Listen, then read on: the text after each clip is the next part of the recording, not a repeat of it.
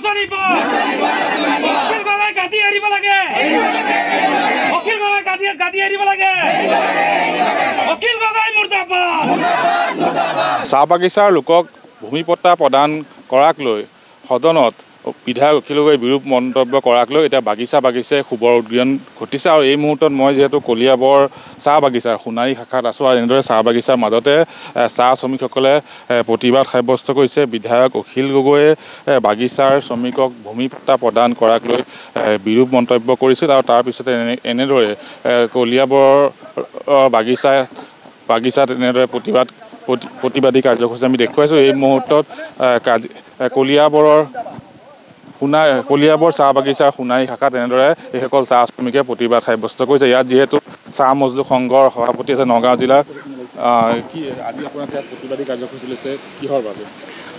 আমাৰ সিদিনাখন বিধানসভাত আমাৰ অসম চৰকাৰৰ মাননীয় মুখ্যমন্ত্ৰী হিমন্ত বিশ্ব শৰ্মা ডাঙৰীয়া আমাৰ বহুদিনীয়া দাবী পূৰণ কৰিবলৈ লওঁতেই ৰাইজৰ দলৰ সভাপতি শিৱসাগৰৰ বিধায়ক অখিল গগৈ ডাঙৰীয়া কৈছিল যে গাঁৱতো পট্টা দিব লাগিব, যদি গাঁৱতো পট্টা দিব নোৱাৰে তেন্তে চাহ শ্ৰমিক লাইনতো পট্টা দিব নালাগে। এই কথা শুনি আমি ক্ষোভিত হৈছোঁ। অখিল গগৈ কোন আমাৰ চাহ শ্ৰমিক লাইনৰ পট্টা দিয়াত বাধা দিবলৈ? এই আমাৰ আজিৰ পৰা বাগান চলো আমি অভিযান কৰিছোঁ আৰু এইটো আমি চাহ মজদুৰ সংঘ বুলি নহয়, আমি এজন খাটি খোৱা হাড়ক মাটি তেজক পানী কৰা শ্ৰমিকে আমি এই কৰণীয় কামবিলাক কৰিবলৈ লৈছোঁ। আৰু আমি যদিও দুখীয়া আমি হাতে আমি নিজৰ দৰমহাৰ পৰা পইচা কৰ্তন কৰি আমাৰ মহিলাসকল আজি জিলাৰ পৰা আহিছে আৰু প্ৰত্যেকখন চাহ বাগিচাত গৈ কিয় অখিল গগৈ মানা কৰিব আৰু অখিল গগৈক বাগিচাত প্ৰৱেশ কৰা নিষিদ্ধ কৰা হ'ব, এই কথাখিনি আমি ৰাইজৰ মাজত আজি কথাখিনি অৱগত কৰিবলৈ আহিছোঁ। নিশ্চয়কৈ যিহেতু 200 বছৰ ধৰি অসমত বসবাস কৰা এইসকল চাহ শ্ৰমিকক অৱশেষত চৰকাৰে মাটি প্ৰদান বা মাটিৰ ভূমি অধিকাৰ বা তেওঁলোকক পট্টা প্ৰদানৰ চিন্তা কৰিছে, তেনে সময়তে কিন্তু বিধায়ক অখিল গগৈয়ে চাহ শ্ৰমিকক ভূমি পট্টা প্ৰদানক লৈ তেওঁ বিৰূপ মন্তব্য কৰিছে। কি ক'ব? হয়, তেখেতে জানে যে আজি আমি দীৰ্ঘদিনীয়া ধৰি এটা সমস্যাত আমি ৰাইজে আছোঁ। এই সমস্যাখিনি আজি চৰকাৰে আগবাঢ়িছে দিবৰ কাৰণে চাহ শ্ৰমিকসকলক। গোটেই অসমৰ যিমান চাহ শ্ৰমিক আছে, অসম চাহৰ কাৰণে এখন বিখ্যাত। আজি আমি খিলঞ্জীয়া হিচাপত কোনো ধৰণৰ আমি ব্যৱস্থা পোৱা নাই বা আমি এটা ভূমি আবণ্টন পোৱা নাই। আজি চৰকাৰে এইটো অসম চৰকাৰে আজি যিটো সিদ্ধান্ত লৈছে এই সিদ্ধান্তত আমি নিশ্চয় সুখী। এই কেবিনেট যেতিয়া ডিছকাছ হৈছিলে তেতিয়া 28 তাৰিখত এই অখিল গগৈ ডাঙৰীয়াই আজি এনেকুৱা বিৰোধ মন্তব্য কৰিব নালাগিছিলে। তেখেতে ক'ব লাগিছিলে যে চাহ শ্ৰমিকক যিটো মাটিৰ পাট্টা দি আছে সেইটো দিব লাগে, এইটো মই সন্মান কৰি আছোঁ, কিন্তু সেই কথাটো নক'লে।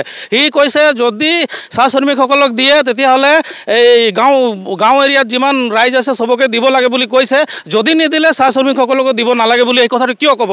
এই কথাটো ক'বই নালাগিছিলে। যিহেতু আজি আমি এটা চৰকাৰে অসম চৰকাৰে আজি আমাক এনেকুৱা ধৰণৰ এটা সন্মান দি আছে, এটা ভূমি পাট্টাৰ এটা মৰ্যাদা দি আছে, সেইখিনি আমি অসম চৰকাৰক আমি ধন্যবাদ দি আছোঁ। আমি 3 লাখ চাহ শ্ৰমিকে আজি এই বিজেপি চৰকাৰক আমি ধন্যবাদ দিছোঁ, যাতে আমাৰ এই সমস্যাখিনি যাতে সমাধান সুচাৰুৰূপে হৈ যাওক। তেখেতে এনেকুৱা মন্তব্য কৰাৰ কাৰণে আমি দুখিত আছোঁ। আজি তেখেতে জানে তেখেত য'ত বিধায়ক আছে, বিধায়ক শিৱসাগৰ জিলাত প্ৰায় 100টামান বাগান আছে, তাতোতো আমাৰ চাহ শ্ৰমিক আছে। এই চাহ শ্ৰমিকসকলো গোটেই দুখিত হৈ আছে।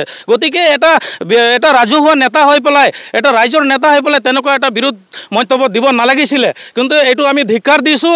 অনাগত দিনত তেখেতে এই মন্তব্যটো যাতে দিব নালাগে বুলি আমি তেখেতক ধিক্কাৰ দিছোঁ। আৰু আমি এই চাহ শ্ৰমিকসকলে আজিৰ পৰা তেখেতক এটা বিৰোধী নেতা হিচাপত আমি ঘোষণা কৰিছোঁ। নিশ্চয়কৈ এনেদৰে তেওঁলোকে প্ৰতিবাদ সাব্যস্ত কৰিছে, কিয়নো শিৱসাগৰৰ বিধায়ক অখিল গগৈয়ে চাহ জনগোষ্ঠীৰ লোকক ভূমি পট্টা প্ৰদান কৰাক লৈ বিৰূপ মন্তব্য কৰিছে। আৰু যি সময়ত চৰকাৰে তেওঁলোকক ভূমি পট্টা দিয়াৰ সময়ত তেওঁলোক উৎসাহিত হৈছে, তেওঁলোক উৎফুল্লিত হৈছে, সেই সময়তে শিৱসাগৰৰ বিধায়ক অখিল গগৈয়ে চাহ শ্ৰমিকক ভূমি পট্টা প্ৰদান কৰাক লৈ বিৰূপ মন্তব্য কৰিছে। আৰু এনেদৰে দেখা গৈছে বাগিচাই অখিল গগৈৰ বিৰুদ্ধে ক্ষোভৰ উদ্গীৰণ ঘটিছে আৰু চাহ বাগিচা অঞ্চলত অখিল গগৈৰ প্ৰৱেশ নিষিদ্ধ কৰিছে এইসকল চাহ শ্ৰমিকে। আপুনি বিচৰা বাতৰি পাব কেৱল নিউজ 18 এপত। নিউজ 18 এপ ডাউনলোড কৰিবলৈ স্কেন কৰক এই QR কোড। গুগল প্লে ষ্টৰতো পাব এই নিউজ 18 এপ।